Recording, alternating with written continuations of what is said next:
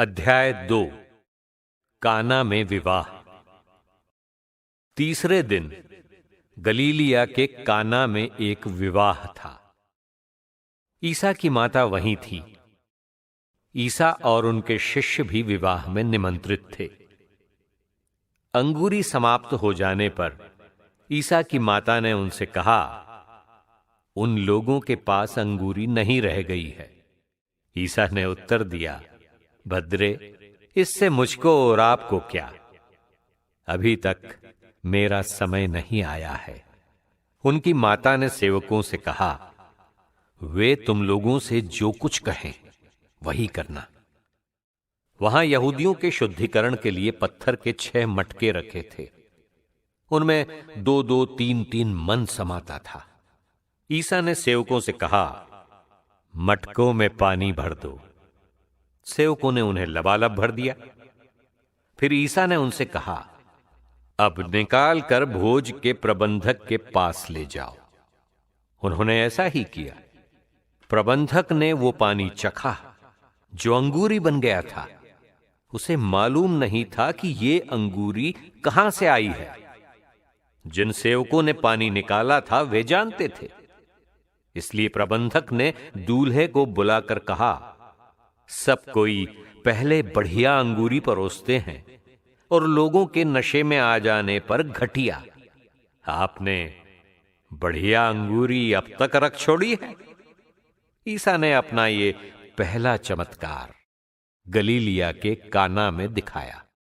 उन्होंने अपनी महिमा प्रकट की और उनके शिष्यों ने उनमें विश्वास किया। इसके बाद ईसा अपनी माता, अपने भाइयों और अपने शिष्यों के साथ कफरनाहूम गए, परंतु वे वहां थोड़े ही दिन रहे।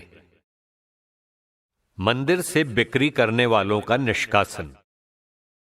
यहूदियों का पास्का पर्व निकट आने पर ईसा यरूशलेम गए। उन्होंने मंदिर में बैल, भेड़ें और कबूतर बेचने वालों को तथा अपनी मेजों के सामने बैठे हुए सराफों को देखा। उन्होंने रस्सियों का कोड़ा बनाकर भेड़ों और बैलों सहित सबको मंदिर से बाहर निकाल दिया। सराफों के सिक्के छितरा दिए, उनकी मेजें उलट दी और कबूतर बेचने वालों से कहा, ये सब यहां से हटा ले जाओ।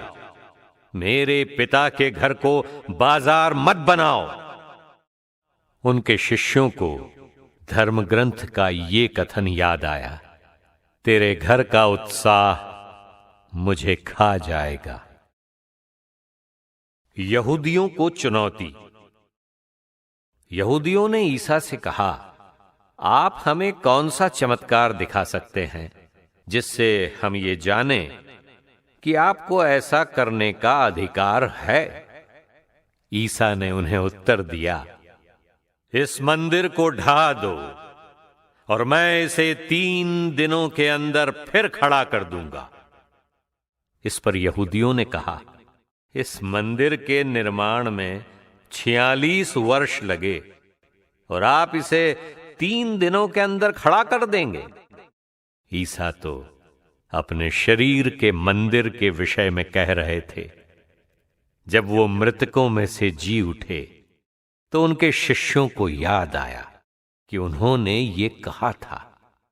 इसलिए उन्होंने धर्म ग्रंथ और ईसा के इस कथन पर विश्वास किया।